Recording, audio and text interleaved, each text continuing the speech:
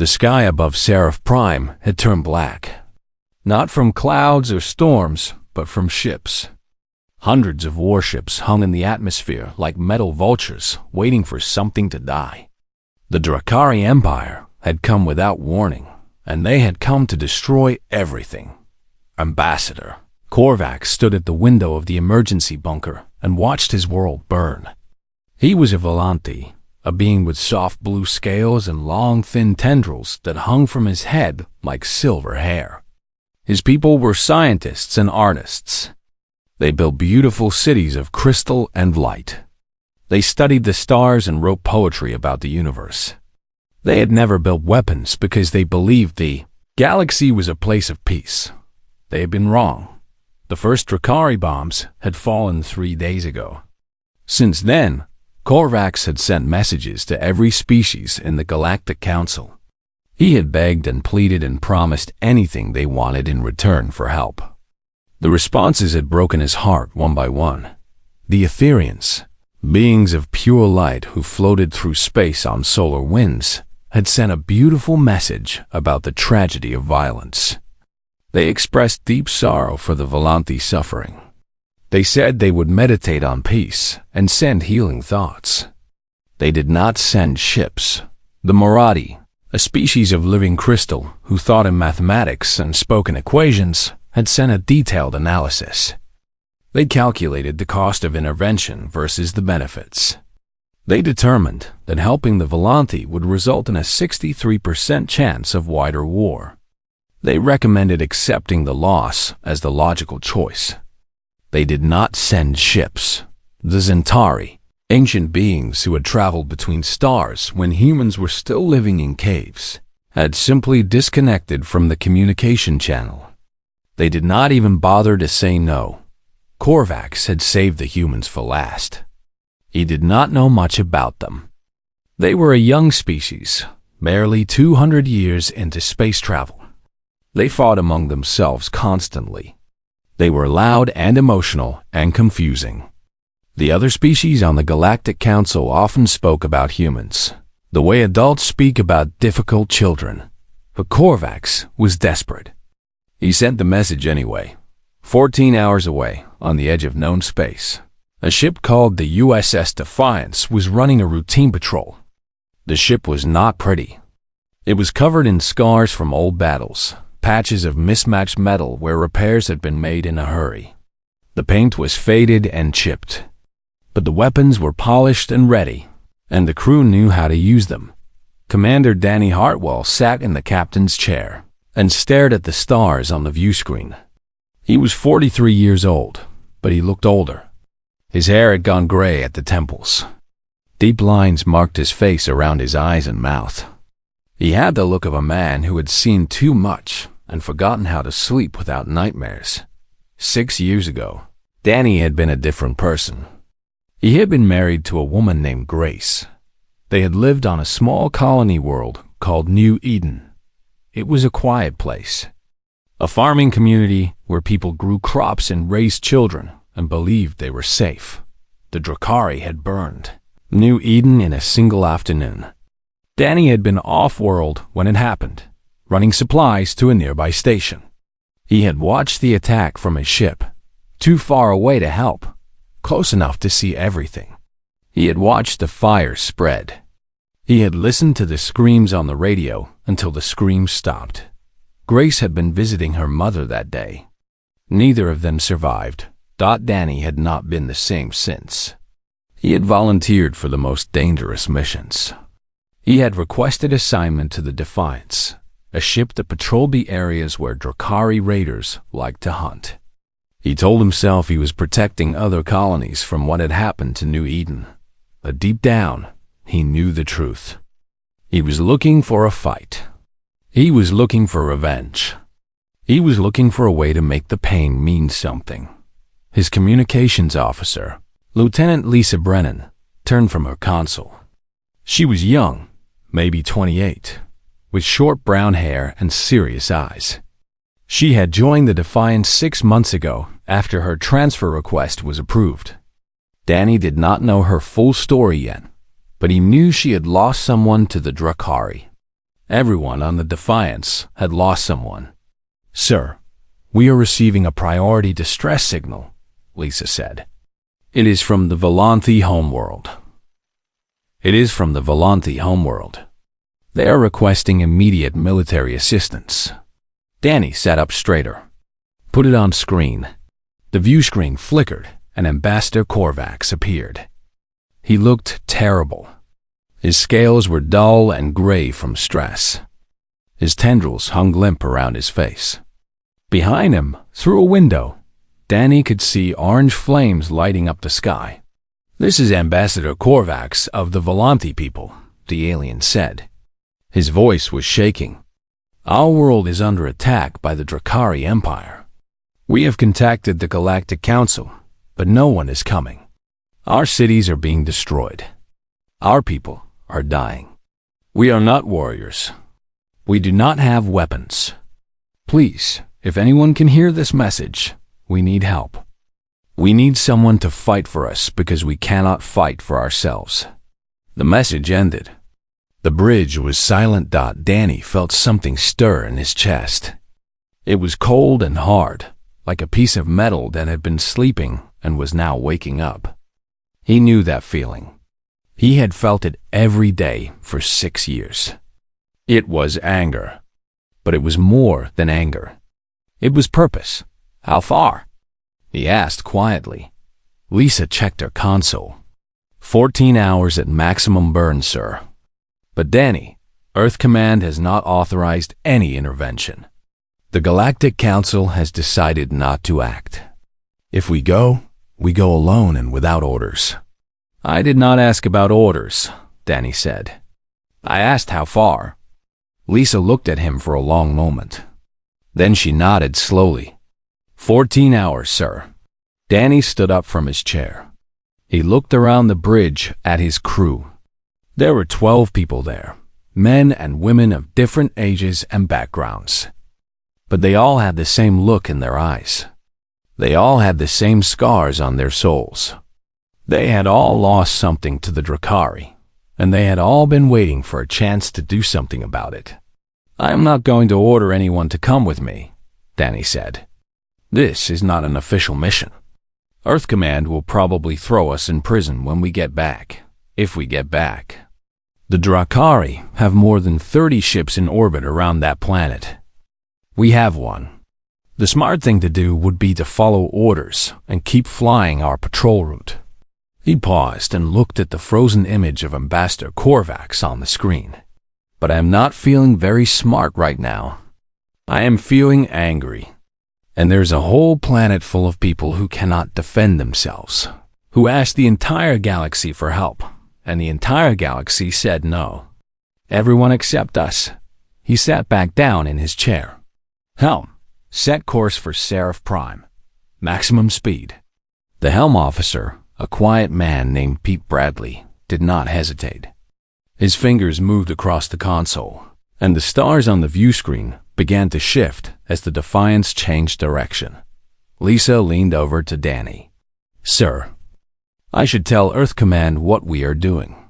Danny shook his head. "Tell them after we arrive. I do not want to spend 14 hours arguing with admirals. We have work to do." He'd pressed a button on his chair and spoke into the ship-wide communication system. "All hands, this is the commander. In approximately 14 hours, we will be engaging a Drakari fleet in defense of a Volanthi civilian population. This is not a sanctioned mission. Anyone who does not wish to participate may register their objection and remain in quarters during the engagement. There will be no punishment for choosing not to fight." He released the button and waited. Within 5 minutes, every single crew member had reported to their battle station. Not one person had objected. Lisa looked at Danny with something like wonder in her eyes. "They are all coming." Danny nodded. He was not surprised. He had chosen this crew carefully. He had selected people who were broken in the same ways he was broken. People who had lost too much to ever feel whole again. People who were angry at the universe and looking for something worth dying for. The Galactic Council did not understand humans like them.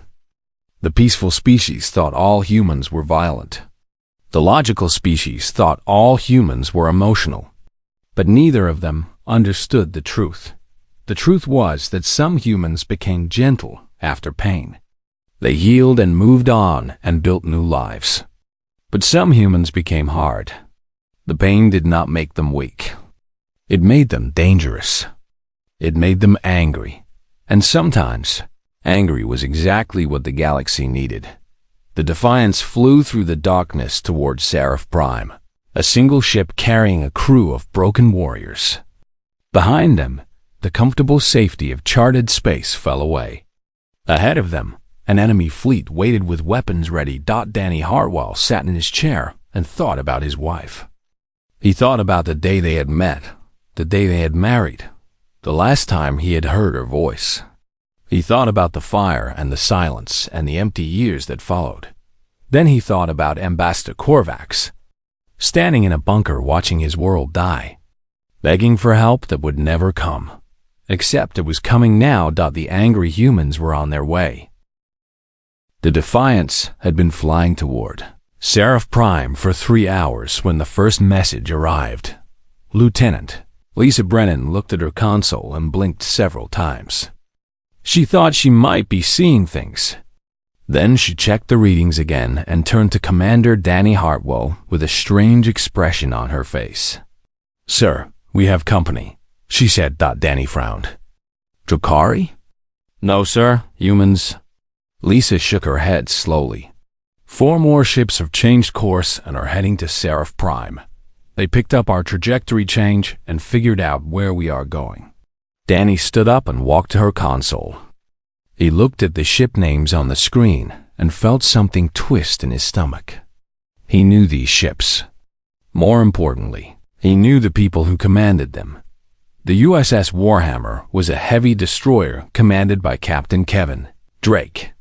Kevin was 51 years old and walked with a permanent limp. During the Battle of Kepler Station, a Drakari explosion had driven metal fragments deep into his leg. The doctors had offered to remove them, to rebuild his knee with synthetic parts. Kevin had refused. He said he wanted to keep the pain as a reminder. He wanted to feel it every time he took a step so he would never forget what the Drakari had done. The USS Nightfall was a stealth cruiser under Captain Nicole Torres. Nicole was only 34, but she had been fighting longer than most. When she was 17 years old, she had watched the Drakari glass her home colony from orbit. Glass meant they heated the surface until the sand melted, until the buildings melted, until the people melted. Nicole had survived only because she was underground in a mining shaft. She had dug herself out through rubble and ash and walked across the burned landscape for 3 days until rescue arrived. The doctors said she should have died from radiation exposure. She did not die. She enlisted in the military the day she turned 18. The Crimson Dawn was a frigate led by Commander Eric Vance. Eric had been a promising young officer before the Kepler massacre.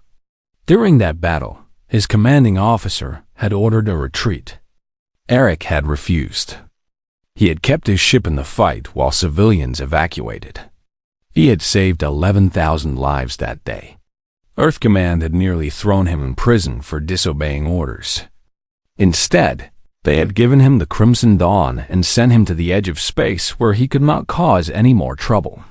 The Iron Will was a heavy cruiser commanded by Captain Amy Lawson. Amy had a twin brother named Charlie who had served in the same fleet.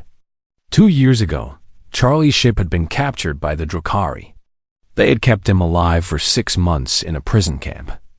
The things they did to him during those 6 months were classified because they were too terrible for the public to know. When Charlie was finally rescued, he could not speak anymore. He could not recognize his own sister. He sat in a medical facility on Earth and stared at walls and did not respond to anything. Amy visited him every time she returned home. She held his hand and talked to him even though he never answered. Danny looked at the list of ships and felt a strange mix of emotions. Pride, because these people were coming to help without being asked. Sadness, because he knew what each of them had suffered. And something else, something darker. Recognition. He saw himself in each of them. "They are all veterans of Drakari engagements," Lisa said quietly. She had pulled up their service records and was scrolling through the files. Every single captain. They have all lost people. They have all been flagged for psychological evaluation at some point. Danny nodded. Earth Command probably thinks we are all unstable. Dangerous. Too angry to be trusted with normal assignments. Are they wrong? Danny thought about the question. He thought about the nightmares he still had 6 years later. He thought about how his hands shook sometimes when he saw Drakari ships on his view screen. He thought about the cold, hard thing living in his chest that had been there since the day Grace died. "No," he said. "They are probably right. But sometimes unstable and dangerous is exactly what you need." He returned to his chair and opened a communication channel to all 4 ships. "This is Commander Danny Hartwell of the USS Defiance. I appreciate the company, but I need to be clear about something. This mission is not authorized. Earth Command does not know we are coming. The Galactic Council has chosen not to intervene. We will be facing at least 30 Drakari warships with 5 vessels and no backup. If anyone wants to turn around, now is the time." There was a moment of silence. Then the responses began coming in. Captain Kevin Drake appeared on screen first. His face was weathered and tired, with a scar running from his left eye down to his jaw. "Commander, I have been looking for a good reason to hurt the Drakari for 15 years. Today I found one. I am not going anywhere." Captain Nicole Torres was next. She was smaller than Danny had expected, with dark hair pulled back tight and eyes that never seemed to blink. "My colony had 20,000 people before the Drakari came. 20,000 lives turned to glass. I am coming to Seraph Prime, and I am bringing everything I have." Commander Eric Vance appeared third. He was younger than the others, maybe 35, with an easy smile that did not quite reach his eyes. "Earth Command sent me out here because they wanted me out of the way. They said I was too aggressive, too willing to take risks. Well, here is a risk worth taking. Count me in." Finally, Captain Amy Lawson's face filled the screen. She was a tall woman with short blonde hair and a calm, steady voice. But Danny could see something burning behind her eyes, something that never went away. "My brother cannot speak because of what they did to him. He cannot remember my name. He cannot remember his own name. The Drakari took everything from him and left just enough behind to breathe. I have been waiting for a chance to repay that debt. I am coming." Danny looked at the 4 faces on his screen. 4 commanders. 4 ships. 4 people who had been broken by the Drakari and rebuilt themselves into something harder. "All right," he said. "Then let us talk strategy." For the next 2 hours, the 5 commanders discussed their plan. They studied the Drakari fleet formation around Seraph Prime. They analyzed the enemy ship types and weapon systems.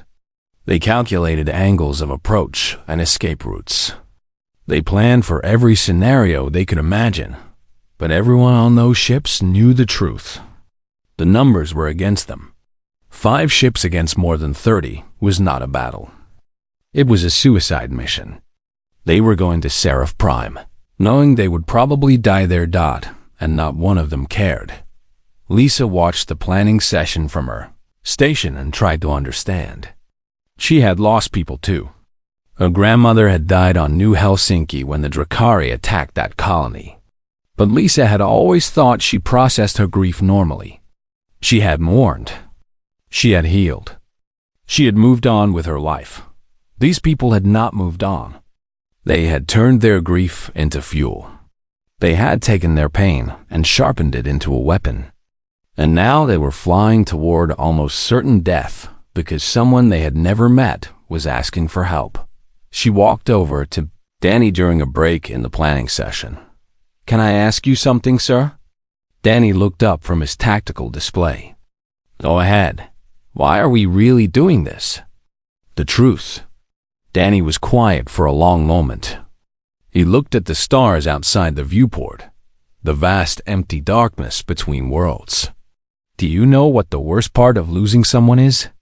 He finally said. It is not the grief.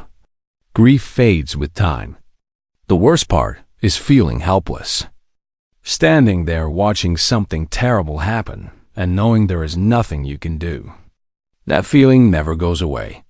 It stays with you forever. He turned back to his display. Ambassador Korvax sent a message to the entire galaxy.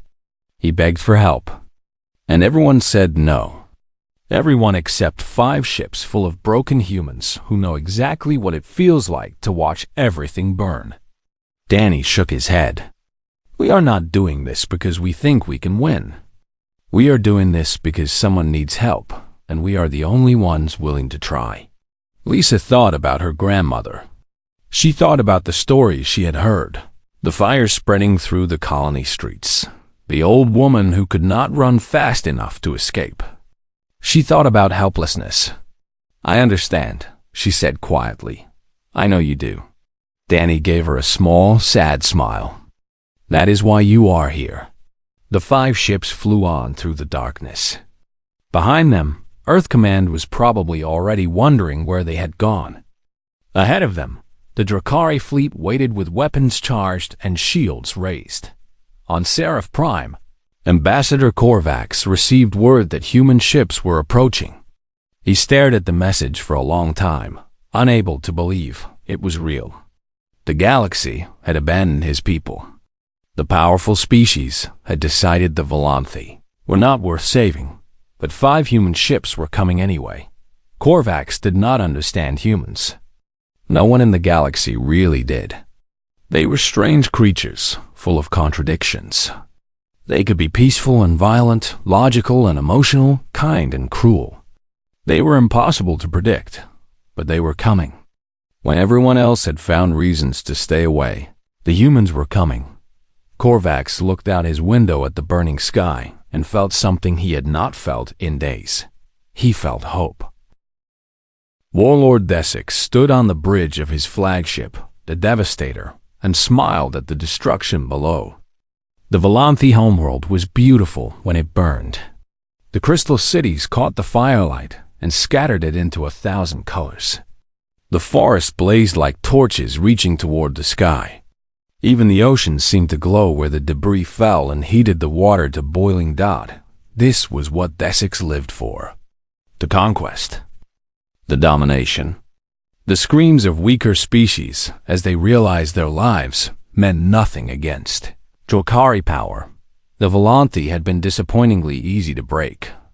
They had no warships, no ground forces, no weapons worth mentioning. Their entire defense strategy had been to trust that the Galactic Council would protect them. Desix had laughed when he learned this. The Council was useless. The Council made speeches and passed resolutions and accomplished nothing. The Council was afraid of the Drakari Empire. And they should be. His censor officer, a younger Drakari named Korath, turned from his console with a puzzled expression. Warlord, we are detecting incoming vessels. Desix frowned. Council ships? Have they finally decided to act? No, Warlord. Korath checked his readings again. Human ships. 5 of them. They are approaching at high speed from the outer system. Desix made a sound of amusement deep in his throat. It was a grinding noise, like rocks scraping together. The Drakari did not laugh the way humans did, but this was as close as they came. 5 human ships against our 32? They must be confused. Perhaps they think they are somewhere else. But Korath did not share his amusement. The young officer's scales had gone pale, shifting from their usual dark green to a sickly gray. His claws gripped the edge of his console so tight that the metal was denting. Warlord, I am reading their identification codes. I recognize these ships. Desix walked over to the sensor station and looked at the display. 5 names glowed on the screen: the Defiance, the Warhammer, the Nightfall, the Crimson Dawn, the Iron Will. For a moment, Essex felt nothing. Then the memories came flooding back. The Defiance had appeared out of nowhere during a supply convoy mission near Futuristic. The convoy had been carrying weapons and materials for the Drakari expansion fleet. 12 cargo ships, protected by 4 warships. The Defiance had destroyed all 16 vessels in less than 2 hours. There had been no survivors to explain how one ship had done so much damage. The Warhammer had been part of a small, human fleet that engaged Drakari forces at Kepler Station. When the other human ships retreated, the Warhammer had stayed. When the Warhammer's weapons were destroyed, it had simply accelerated and rammed a Drakari dreadnought at full speed. The collision had destroyed both ships, but somehow, impossibly, the Warhammer's crew had survived. The ship had been rebuilt and returned to service within a year. The Nightfall was worse. No one knew where the Nightfall would appear or when. It had shown up at the Battle of the Crimson Nebula when the Drakari were on the verge of victory. It had appeared from the shadows and destroyed 7 ships before anyone even knew it was there. The Drakari called it the Ghost. They told stories about it to frighten young warriors. Essex did not recognize the other 2 ships by name, but he could guess what kind of crews they carried. The humans had a name for soldiers like this. They called them veterans. The Drakari had a different name for them. They called them the Angry Ones. These are not normal human ships, Korath said, his voice barely above a whisper. These are the ones who keep fighting. The ones who do not stop. The ones who would rather die than retreat. Essex straightened his spine and pushed down the cold feeling in his stomach. He was a ward of the Drakari Empire. He had conquered a dozen worlds. He would not be afraid of 5 human ships, no matter who crewed them. They are still only 5, he said firmly. We have 32. The mathematics is simple. Prepare the fleet for engagement.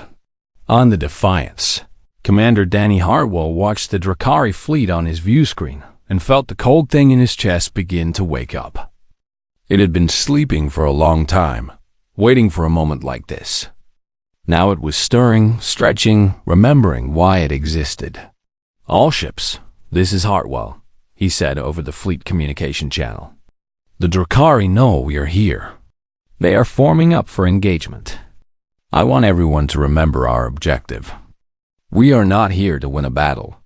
We are here to protect the people on that planet. Every minute we keep the Drakari busy is a minute more civilians can reach shelter. Every ship we destroy is one less ship bombing cities. Captain Kevin Drake's voice came through the channel. Understood. What is the plan?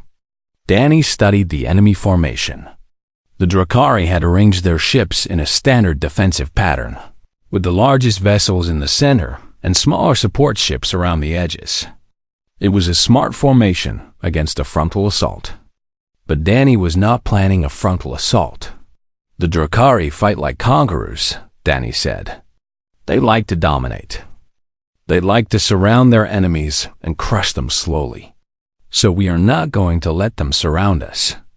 We are going to hit them fast and hard and keep moving. We are going to make them chase us. And while they are chasing us, they will not be bombing civilians. Captain Nicole Torres spoke up. The Nightfall can move quieter than the rest of you. Give me a few minutes to circle around their formation. When you engage from the front, I will hit them from behind. Agreed, Danny said. Kevin, your weapons are the heaviest.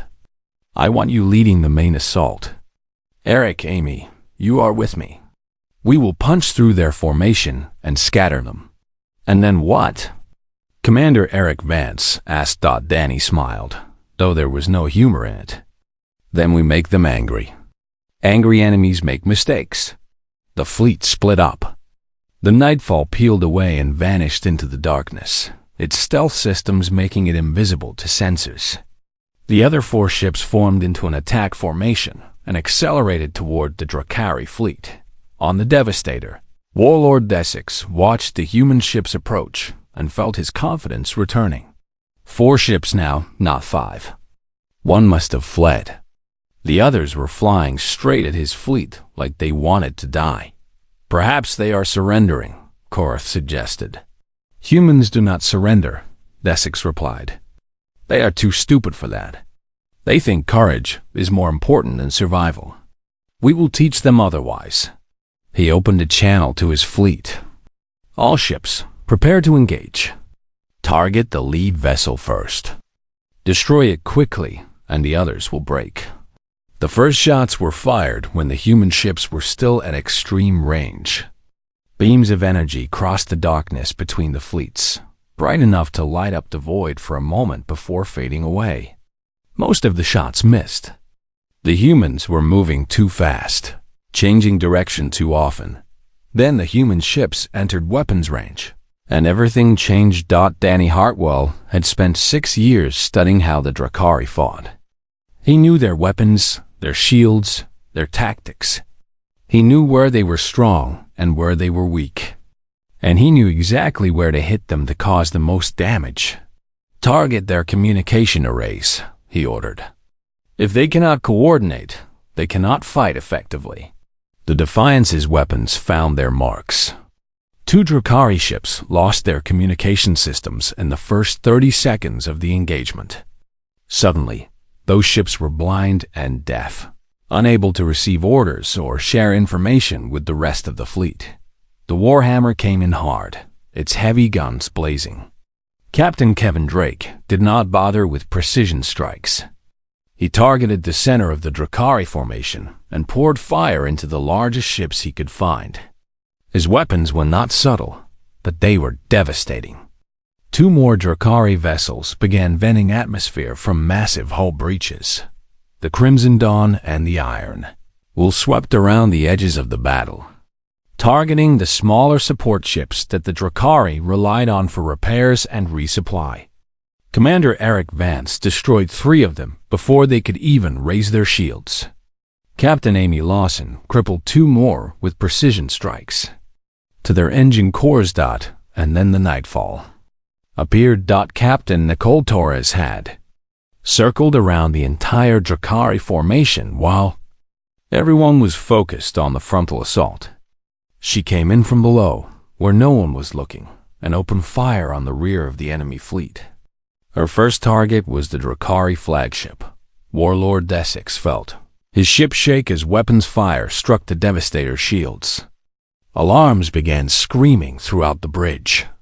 Korath was shouting damage reports that made no sense. How could the shields be failing already? How could the humans be everywhere at once? Warlord, we have ships firing on us from behind. Korath screamed. Desix spun around to look at his tactical display. The 5 human ships had somehow turned his careful formation into chaos. His fleet was scattered, ships firing in every direction. Unable to coordinate their attacks, he had 32 warships. The humans had 5. And somehow, impossibly, the humans were winning.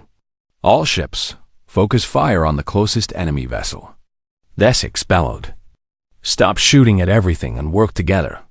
But the chaos was spreading. The human ships were too fast, too aggressive, too unpredictable. They were not fighting like soldiers.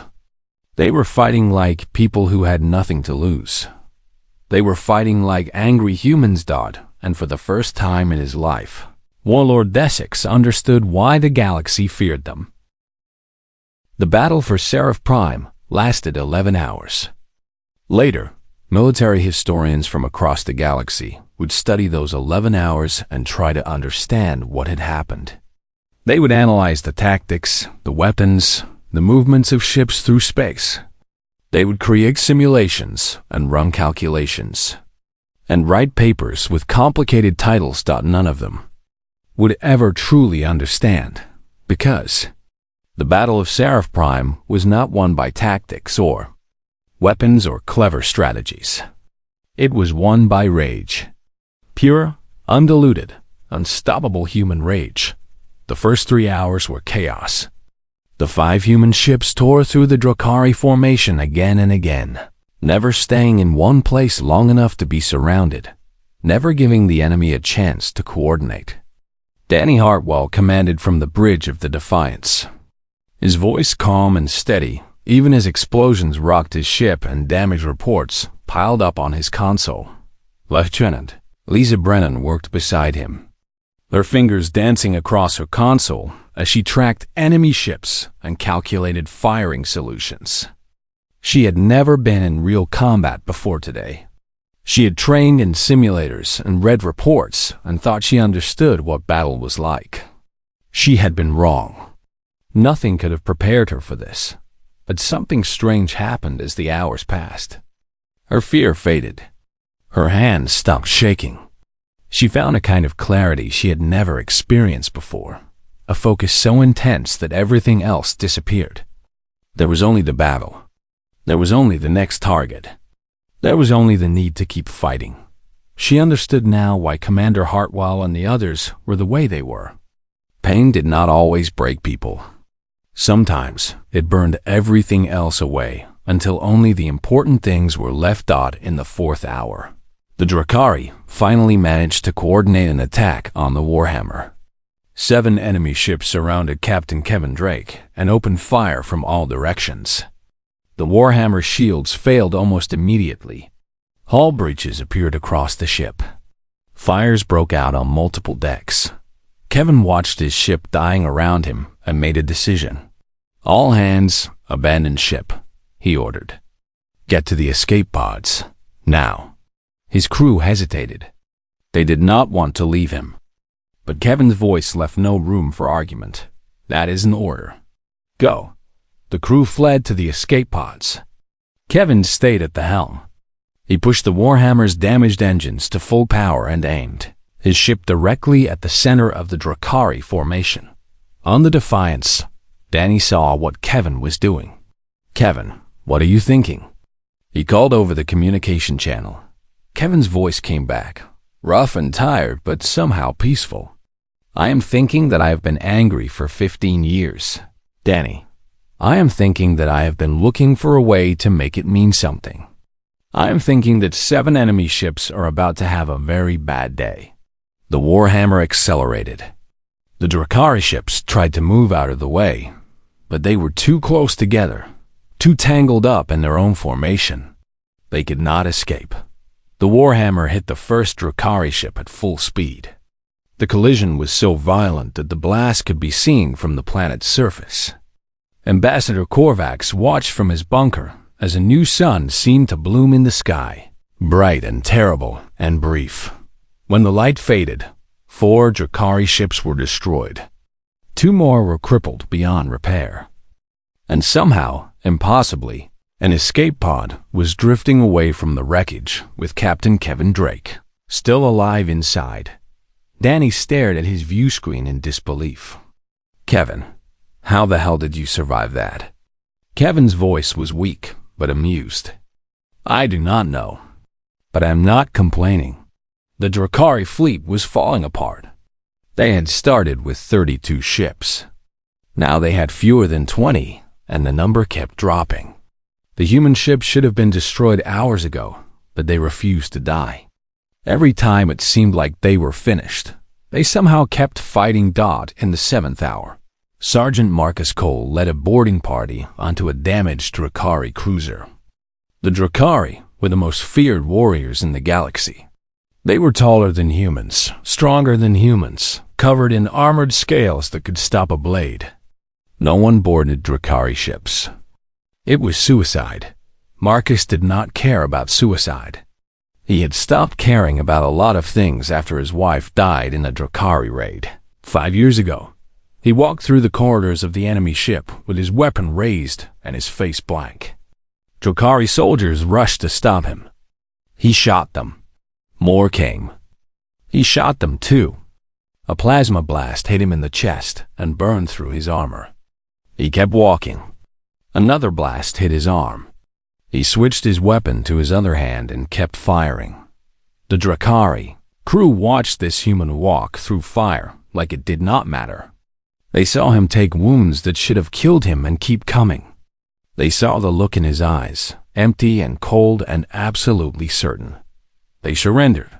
A Drakari crew, some of the most feared warriors in the galaxy, surrendered to a single human soldier because they were afraid of him. When Marcus returned to the Defiance, the medical team had to cut what remained of his armor away from his body. It had melted into his skin in 3 places. He was burned and bloody and broken, but he was smiling. In the 9th hour, Captain Nicole Torres performed a maneuver that her navigation officer would later describe as insane. The Nightfall had taken heavy damage to its stealth systems. It could not hide anymore. So Nicole decided to improvise. She flew her ship directly into the debris field left by the destroyed Drakari battleships. The wreckage was a maze of twisted metal and radiation and danger. No sane pilot would enter it. Nicole was not feeling particularly sane. She navigated through the debris by instinct, dodging massive chunks of destroyed ships while enemy weapons fire exploded around her. Her crew held on to whatever they could find and prayed to whatever gods they believed in. The Nightfall emerged from the debris field behind the Drakari command vessel. Nicole fired everything she had. The command vessel's shields failed. Its engines exploded. Its communication arrays went dark. Without their command ship, the remaining Drakari vessels lost coordination completely. They started fighting individually, making decisions without orders, getting at each other's way. In the 10th hour, Commander Eric Vance and Captain Amy Lawson led a combined assault on the last cluster of Drakari warships. Eric was laughing on the communication channel, actually laughing as his ship dodged enemy fire and returned it tenfold. Amy was silent, focused, her eyes burning with cold fury as she methodically destroyed one enemy ship after another. Warlord Desix watched from the bridge of the crippled Devastator as his fleet died around him. He could not understand what was happening. He had done everything right. He had superior numbers. He had better weapons. He should have won, but the humans would not stop. No matter what he did, no matter how many times he hurt them, they would not stop. His sensor officer, Korath, was dead. Half his bridge crew was dead. The Devastator was venting atmosphere from a dozen hull breaches. And still the humans kept coming. In the 11th hour, Desix made a decision. He opened a channel to his remaining ships, the 6 vessels that were still capable of moving. All ships, retreat. Full speed, now. It was the first time in his life that he had run from a battle. The shame of it burned in his chest. But staying meant death, and Desix was not ready to die. Not like this. Not at the hands of creatures he had thought were beneath him. The surviving Drakari ships fled into deep space.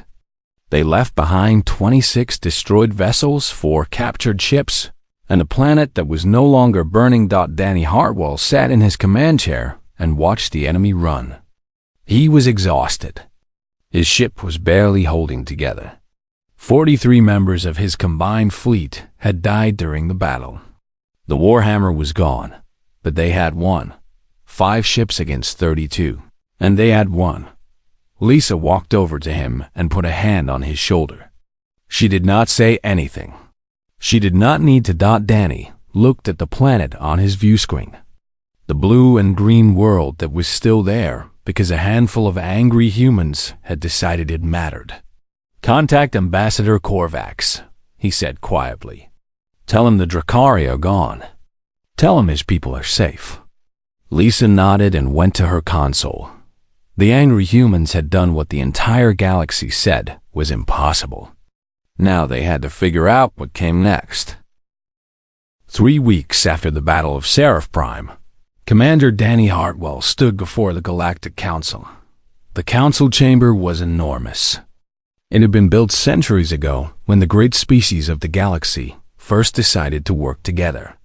The ceiling rose so high that it disappeared into shadows. The walls were lined with seats arranged in a great circle, each section reserved for a different species. Thousands of beings were watching Danny, creatures of light and crystal and flesh and things he could not even identify. Danny wore his dress uniform. It was wrinkled because he had not had time to iron it properly. There was a small burn mark on the sleeve from a fire on the Defiance that he had helped put out himself. He had thought about finding a new uniform for this occasion, but then he decided against it. Let them see him as he was. Let them see what the battle had cost. The council speaker was a Marathi, one of the crystal beings who thought in mathematics. Her body was tall and angular, covered in geometric patterns that shifted and changed as she spoke. Her voice sounded like wind chimes made of glass. Commander Hartwell, you have been summoned to answer for your actions at Seraph Prime. Danny nodded. I am here. You acted without authorization from your government. You engaged in combat operations that could have started a war between the Drakari Empire and the entire human species. You ignored direct orders to return to your patrol route. You encouraged other human vessels to join your unsanctioned mission. The speaker paused. The council is deeply troubled by these events. Danny looked around the chamber. He saw the Etherians glowing softly in their section, their light dim and troubled. He saw the Marathi calculating something on small devices embedded in their crystalline bodies. He saw dozens of other species, some he recognized and some he did not, all watching him with expressions he could not read. But he also saw one familiar face. Ambassador Korvac sat in the Volanti section, his scales now bright and healthy again. His tendrils were clean and flowing. He looked like a different being than the desperate creature who had sent that distress call 3 weeks ago. The council has discussed what to do with you, the speaker continued. Some believe you should be punished for your recklessness. Others believe you should be rewarded for saving the Volanti people. We have been debating this question for several days without reaching agreement. She tilted her crystalline head.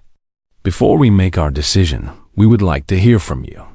Why did you do what you did? Danny took a deep breath. He had thought about this moment many times over the past 3 weeks. He had imagined making speeches about duty and honor and the importance of protecting the innocent. But now that he was here, standing in front of the most powerful beings in the galaxy, those words seemed hollow. He decided to tell the truth instead. 6 years ago, the Drakari attacked a colony called New Eden. It was a farming world. No military value. No strategic importance. Just people living their lives and raising their families. Danny's voice was steady, but something dark moved behind his eyes. My wife was on that planet when the Drakari came. They burned the colony to the ground. Everyone died, including her. The chamber was silent. Even the Etherians had stopped glowing. I have spent the last 6 years trying to find a reason to keep going, Danny continued. I volunteered for the most dangerous assignments. I requested postings where I might encounter Drakari ships. I told myself I was protecting other colonies, but that was a lie. The truth is, I was angry. I am still angry. I will probably be angry for the rest of my life. He looked directly at the council speaker. When Ambassador Korvac sent his distress signal, he told the entire galaxy that his people were dying and begged for help. Do you know how many species responded? None. Not one ship from any species in this council moved to help. You sent messages expressing sorrow. You sent calculations explaining why intervention was too risky. You sent nothing that would actually make a difference. Danny shook his head slowly. But 5 human ships came. 5 ships crewed by people who had lost everything to the Drakari. People who understood what it felt like to watch something precious burn while the universe did nothing. We did not come because Earth Command ordered us to. We came because we remembered what helplessness feels like, and we refused to let another species feel that way. He paused. gathering his thoughts. You want to know why we did what we did? Because your wise species sent philosophers to discuss the tragedy. Your peaceful species sent prayers and meditation. Your logical species sent apologies and mathematical proofs about acceptable losses. Danny's voice hardened. We sent angry humans. And those angry humans saved an entire planet. Ambassador Korvax rose from his seat. The movement drew every eye in the chamber. He walked slowly down to the floor where Danny stood and faced the council. May I speak? The council speaker inclined her head. You may. Korvax turned to address the chamber. His voice was clear and strong, nothing like the broken whisper Danny had heard in that first distress call. When my world was burning, I asked the galaxy for help. I believed that the council would protect us. I believed that the great species who claimed to value peace and cooperation would not let us die alone. He paused. I was wrong. He gestured toward Danny. This human came to save us. He and his crew risked their lives for people they had never met. They fought against impossible odds because they believed it was the right thing to do. They did not ask for payment or promise of alliance. They simply came because someone needed help. Korvax turned to look at the different sections of the chamber. I have heard the arguments against Commander Hartwell. I have heard that he acted without authority. I have heard that he could have started a larger war. I have heard that his methods were reckless and his motivations personal. The Volanthi ambassador shook his head. But when my cities were burning and my people were dying, where were the authorized forces? Where were the careful strategies? Where were the impersonal motivations? His voice rose. They were nowhere. They did nothing. Only the angry humans showed up. Only the broken ones, the grieving ones, the ones who had lost too much and turned their pain into purpose. They saved us. And this council wants to punish them for it. Korvax turned back to face Danny. For a long moment, the two beings simply looked at each other. Then the Volanthi ambassador did something that made the entire chamber gasp. He bowed. In Volanthi culture, bowing was the most profound gesture of respect possible. It meant placing yourself below another being. It meant acknowledging that they had given you something that could never be repaid.